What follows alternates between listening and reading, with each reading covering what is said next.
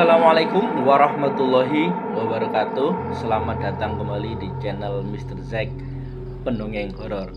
Halo, apa kabar teman-teman semua? Semoga kita semua selalu diberkahi oleh Allah dengan kesehatan yang prima, rezeki yang luas, kemudahan, keberkahan, dan kebahagiaan hidup dunia dan akhirat. Amin, amin ya rabbal alamin. Ada sebuah cerita mengenai keangkeran sebuah jembatan gitu ya. Kita samarkan saja jembatan ini dengan nama samaran jembatan Sodong ya, nama samaran. Jadi jembatan Sodong itu kalau kita gambarkan itu adalah sebuah jembatan besar ya, di mana jembatan Sodong itu seringkali digunakan untuk, karena jembatan itu akan menuju ke perumahan warga, maka di ujung jembatan yang lain itu sering digunakan untuk tempat pemberhentian atau untuk menurunkan penumpang oleh bus antar kota itu. Jadi kalau bis-bis antar kota itu biasanya penumpangnya akan turun di situ karena penumpangnya akan menyeberang jembatan untuk ke perumahan yang ada di seberang sungai. Nah, karena seringnya menurunkan penumpang di titik itu, jadi menjadikan jembatan Sodong ini banyak seperti kalau zaman dulu itu ada becak mangkal, kemudian ada pedagang, ada warung-warung, dan kalau malam juga sering dibuat para pemuda itu nongkrong di situ. Sampai suatu saat terjadi sebuah kecelakaan ya di spot yang biasa untuk menurunkan penumpang tersebut. Sebuah kecelakaan bis penumpang yang mengakibatkan banyak korban meninggal dunia.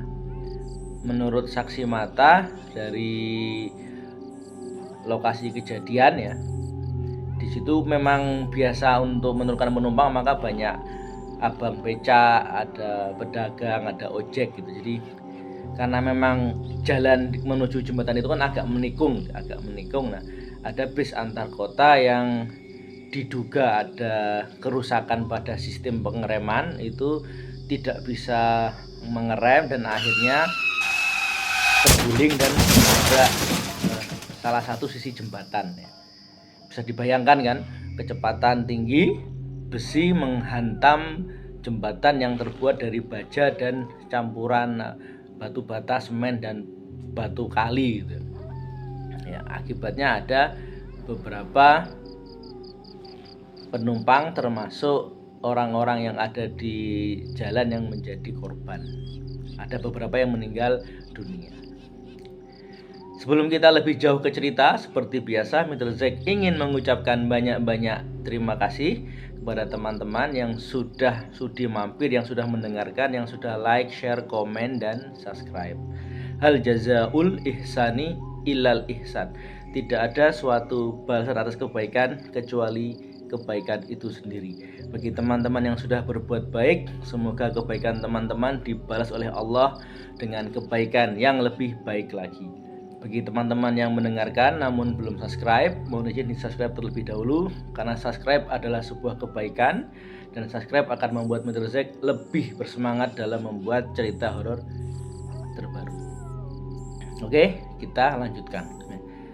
Akibat dari kecelakaan tersebut ya, tentu saja ada korban jiwa, dan setelah kejadian itu untuk beberapa malam itu lokasi menjadi sepi ya. Biasanya ada orang sampai paling malam ya jam 9, jam setengah 10 mangkal di situ untuk menunggu bis yang menurunkan penumpang ya. Setelah jam 10 tidak ada bis lewat lagi, jadi abang-abang beca atau ojek pangkalan nunggu di situ.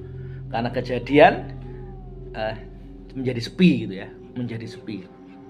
Ini kejadian jauh sebelum ada teknologi yang bernama telepon genggam ya. Jadi masih tahun 80, tahun 90-an.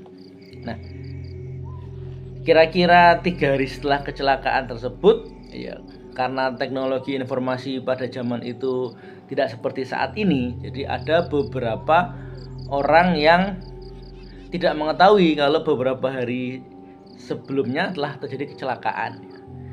Nah, kisah-kisah ini dirangkum oleh narasumber yang kebetulan dia sering nongkrong dan sering ada di jembatan Sodong tersebut untuk ya mulai dari nongkrong main sampai dengan menjadi mencari nafkah di situ. Kisah pertama dialami oleh seorang laki-laki gitu ya.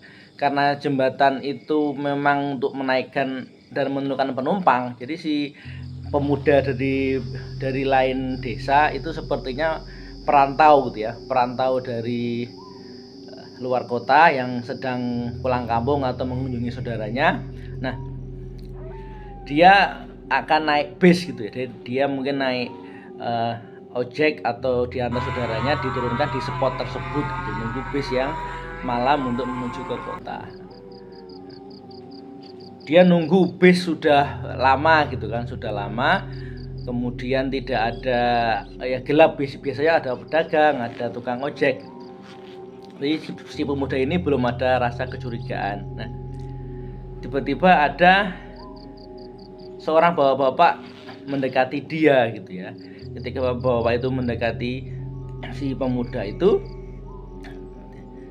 terdengar suara seperti gemerincing koin jatuh gitu ya. Seperti orang menjatuhkan uang logam banyak gitu. Nah, si bapak itu kesusahan mencari koin-koin yang jatuh ya, karena memang sudah gelap. Nah, si pemuda ini berusaha untuk membantu gitu ya. Nah, dia mencoba untuk mencarikan uang koin. Diambil, dicari, ternyata setelah ditemukan itu bukan berupa uang koin, tapi mohon maaf, ada potongan jari, ada potongan kuku dan sebagainya, dan membuat pemuda itu berteriak dan lari ya. Kebetulan narasumber ini memang rumahnya boleh dibilang paling dekat dengan jembatan tersebut ya. Pemuda itu berteriak dan lari karena narasumber ini, sebutlah namanya Mas Agus ya. Mas Agus sudah hafal ya, jadi Mas Agus mendengar teriakan tersebut terus menolong si pemuda. Pemuda bercerita, maka akhirnya kisah ini bisa diketahui. Malam berikutnya ada pedagang bakso gitu ya, pedagang bakso ya. Biasanya kalau hari-hari biasa itu di jembatan tersebut sampai jam 10, sampai ya paling malam jam 10, setengah 11 lah, jam 10. Nah, tapi semenjak kecelakaan itu paling malam jam 8 gitu ya. Jadi walaupun ada bis, tapi sekedar lewat, tidak menurunkan atau tidak menaikkan penumpang dari situ. Ini pedagang mungkin pedagang baru, atau mungkin dia tidak tahu ada kecelakaan di situ atau bagaimana. Dia mencoba untuk berdagang ya dengan cara mendorong gerobaknya ya. Tipikal pedagang tahun 80-an gitu ya, mendorong gerobaknya ke jembatan tersebut. Warung-warung sudah mulai tutup ya, sudah tutup ya, kira-kira ya jam 8. Si pedagang ini setelah dia bercerita, dia mengaku kebetulan kan, dia merasa wah kebetulan itu nggak ada saingan karena warung-warung tutup, semua tutup ya, dia nunggu di sini, siapa tahu ada penumpang yang mau naik atau penumpang yang turun yang kelaparan makan dagangan dia gitu, pedagang makanan, katakanlah pedagang bakso gitu. Kemudian ada orang yang beli gitu kan, ada orang yang datang yang beli, seperti biasa lah ya, disiapkan, diladeni gitu, dimasakkan. Kemudian si pedagang ini memberikan piring atau mangkoknya kepada pembeli. Karena malam hari dan lampu jalan itu ya tahun 80, tahun 90 ya lampu jalan ada, tapi kan tidak sebanyak atau tidak seterang saat ini gitu ya. Rumah yang terdekat selain di sisi lain jembatan adalah setelah tikungan ya di rumahnya narasumber ini kira-kira ya berjarak sekitar ya 120-an meter gitu. Masih banyak tanah-tanah atau apa namanya spot-spot kosong ya. Nah, si pedagang ini baru saja istirahat memberikan makanan, nggak sampai 1 menit gitu ya, belum sempat dia duduk gitu, si pembeli minta lagi gitu ya, Mas tambah gitu. Si pembelinya ini bawa bapak gitu kan, Mas tambah gitu. Nah, oke lah dibuatin lagi ya. Begitu mangkok diserahkan kedua kalinya, belum sempat kembali ke gerobak, si pembeli ini yang laki-laki tadi minta lagi. Si pedagangnya sudah curiga gitu ya, makan 2 mangkok kok cepat sekali, belum ada semenit sudah 2 mangkok gitu. Ketika 3 kali membuatkan dan akan menyerahkan kepada si pembeli, ketika mendekati, kakinya itu seperti menginjak cairan atau menginjak air. Tadinya kan itu kering ya, karena musim kemarau bukan musim hujan, kok seperti ada cairan gitu. Begitu dia lihat ke bawah, ternyata di bawah yang dia injak itu adalah kuah makanan, yang kuah bakso yang dia sajikan. Ada bakso tumpah dan ya ada mie, dan kuahnya bercampur merah darah gitu ya. Karena dia lihat ke bawah begini, dia memperhatikan ini kok aneh, kok cairan. Begitu melihat ke atas gitu, kembali ke pandangan depan, di depan itu bapak yang pembeli tadi itu sudah hancur rupanya gitu ya. Mukanya sudah, mohon maaf, sudah hancur, dan dia minta tolong untuk ada yang dicari gitu ya. Cuman belum sempat mendengar secara utuh apa permintaannya, si pedagang bakso itu terjatuh ya. Suara mangkok yang jatuh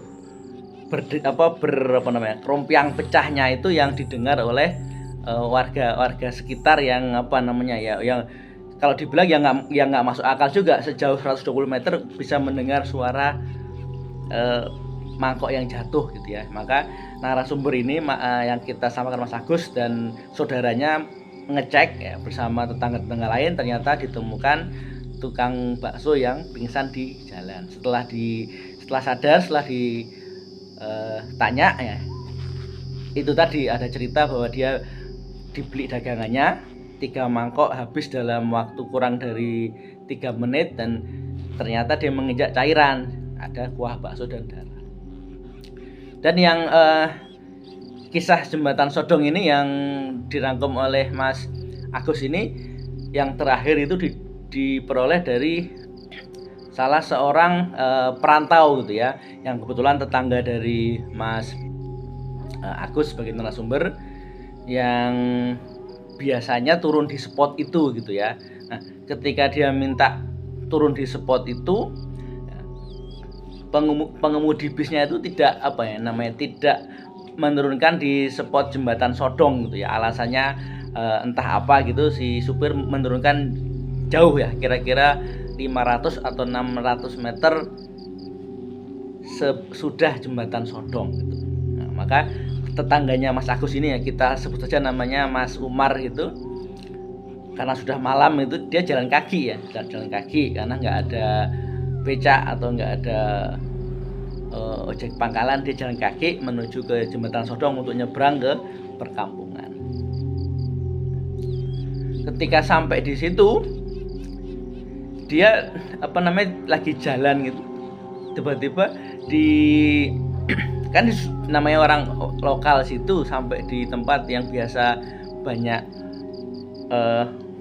warga nongkrong atau pedagang itu, dia curiga kok gelap dan sepi gitu.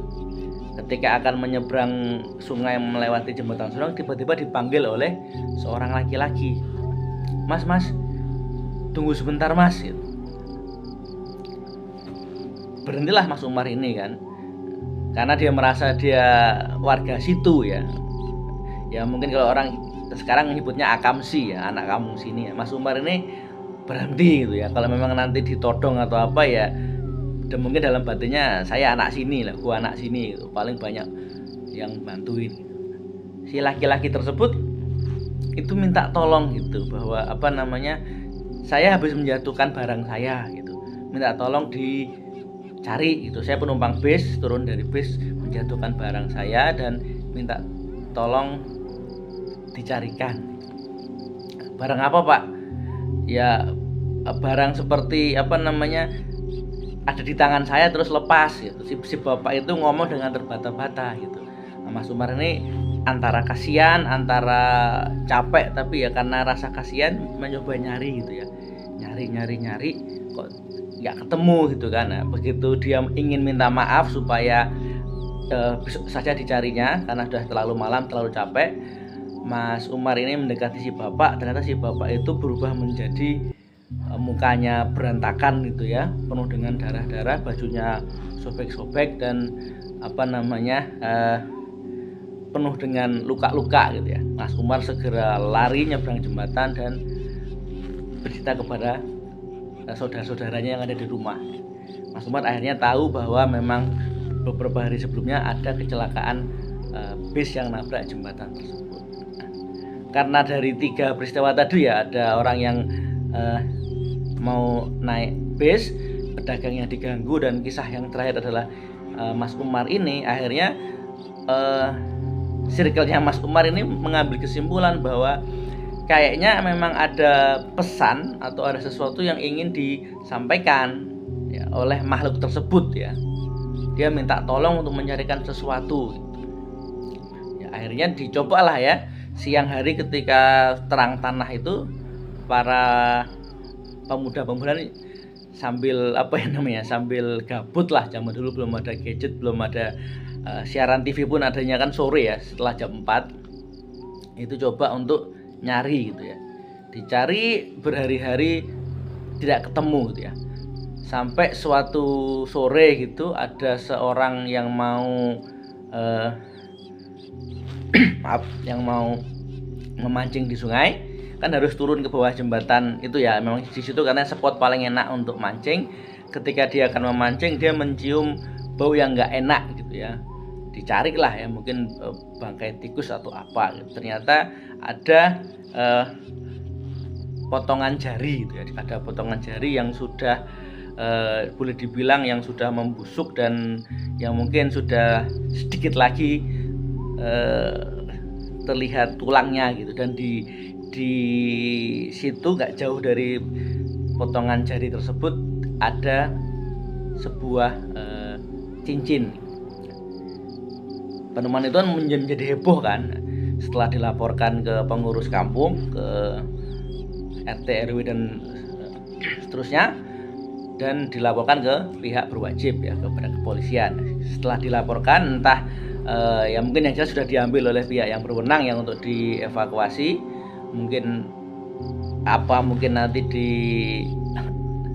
tes atau bagaimana ya. Intinya setelah ditemukan potongan jari tersebut yang memang jatuh di bawah jembatan yang sudah di bantaran sungai gitu ya, yang sudah di bantaran sungai, penampakan laki-laki yang sering mengganggu gitu, yang sering mengganggu orang-orang itu sudah tidak kelihatan lagi gitu ya.